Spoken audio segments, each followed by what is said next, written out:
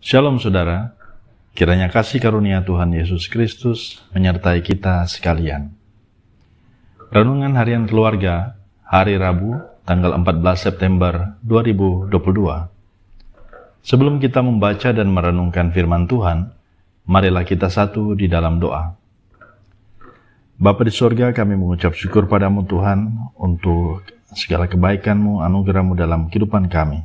Terima kasih untuk hari yang baru ini. Sebelum kami memulai aktivitas kami hendak membaca dan merenungkan firman Tuhan. Kuasai kami dengan Roh-Mu yang kudus, bukalah hati pikiran kami, sehingga kami boleh mengerti apa yang menjadi kehendak-Mu dalam hidup kami. Terpuji, puji nama-Mu. Di dalam nama Tuhan Yesus kami berdoa. Amin. Saudara-saudara yang dikasihi Tuhan, RHK hari ini mengangkat tema kebanggaan umat pilihan Allah. Adapun pembacaan Alkitab terdapat di dalam Ulangan 4 ayat 7 dan 8. Demikian firman Tuhan. Sebab bangsa besar manakah yang mempunyai Allah yang demikian dekat kepadanya seperti Tuhan Allah kita setiap kali kita memanggil kepadanya? Dan bangsa besar manakah yang mempunyai ketetapan dan peraturan demikian adil seperti seluruh hukum ini yang kubentangkan kepadamu pada hari ini? Sedemikian jauh pembacaan Alkitab, terpujilah Kristus. Saudara-saudara yang dikasihi Tuhan, penampakan Allah atau manifestasi kehadiran Allah dalam perjalanan umat Israel telah disaksikan oleh bangsa Israel melalui kehadiran tiang awan pada siang hari dan tiang api pada malam hari sebagai penunjuk jalan yang harus mereka tempuh.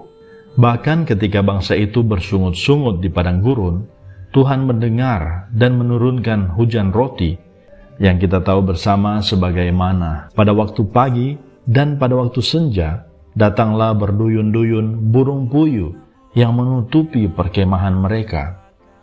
Hal ini menjadi pertanda bahwa Allah begitu dekat dengan umatnya, bahkan berdiam di tengah-tengah umatnya untuk menuntun dan memelihara mereka. Inilah kebanggaan bangsa Israel sebagai umat pilihan Allah, yang kepada mereka Allah berkenan menjalin hubungan akrab dan memberikan hukum yang adil untuk membentuk karakter menjadi bangsa yang besar. Keluarga Kristen yang dikasihi dan diberkati Tuhan Yesus, bangsa Israel patut berbangga karena mereka disebut sebagai umat pilihan Allah.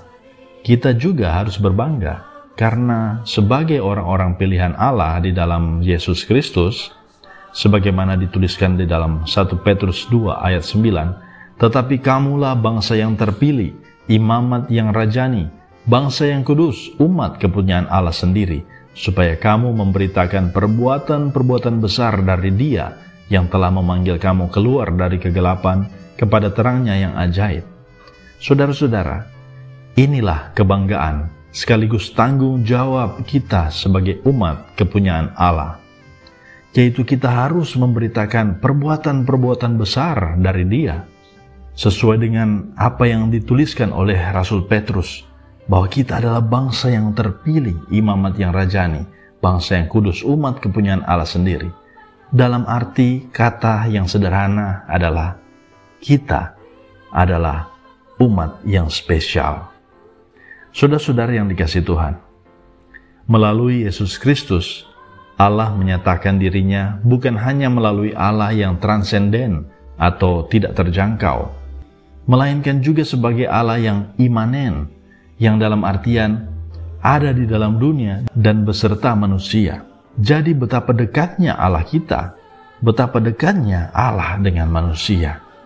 Dan setiap saat kita yang percaya kepadanya memiliki hak untuk datang dan berseru kepadanya tanpa lagi melalui pengantara imam seperti dalam perjanjian lama, tetapi hanya melalui nama Tuhan Yesus yang kita bisa baca dalam Yohanes 16 ayat 23 bagian B. Sesungguhnya segala sesuatu yang kamu minta kepada Bapa akan diberikannya kepadamu dalam namaku. Nah saudara-saudara, ini sesuatu yang spesial. Namun kita juga harus bertanggung jawab di dalam iman kita kepadanya, lewat kesaksian kita sepanjang kita hidup.